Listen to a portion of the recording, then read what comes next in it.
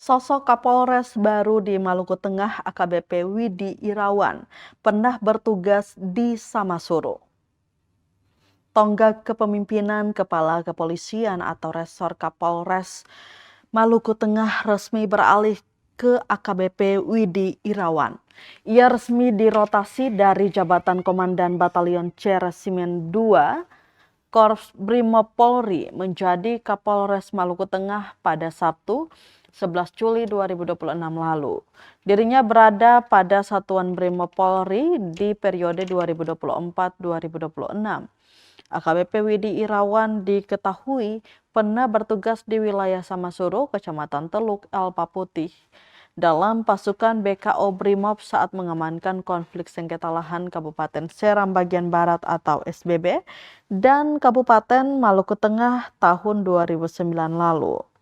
Hal itu diungkapkan AKBP Widi Irawan di sela-sela percakapannya dengan awak media usai momen pisah sambut Kapolres Maluku Tengah di Kota Masohi, Minggu 12 Juli 2026 malam.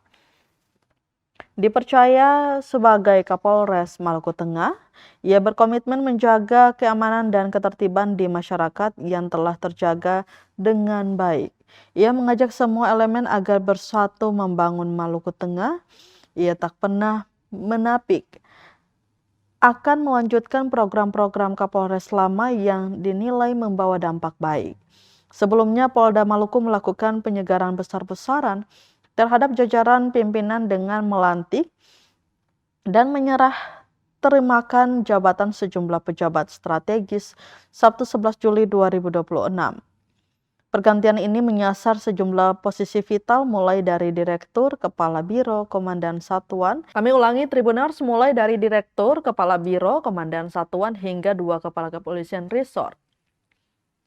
Upacara pelantikan dan serah terima jabatan atau sertijab dipimpin langsung Kapolda Maluku, Irjen Pol Prof. Dr. Dadang Hartanto di lobi Mapolda Maluku. Pada tingkat kewilayahan, jabatan Kapolresta Pulau Ambon dan Pulau-Pulau Lease resmi diserah terimakan dari Kombes Pol Dr.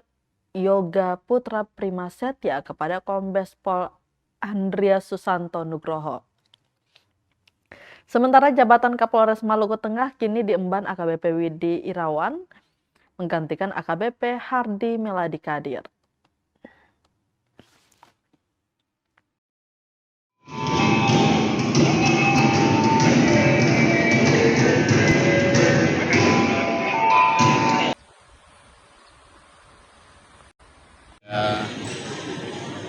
Sebagai dipercaya untuk menjadi Kapolres baru, ya saya dengan harapan itu semuanya kita bisa saling menjaga, baik keamanan ketertiban yang selama ini sudah berjalan baik, tetap kita pertahankan, kalau perlu kita tingkatkan.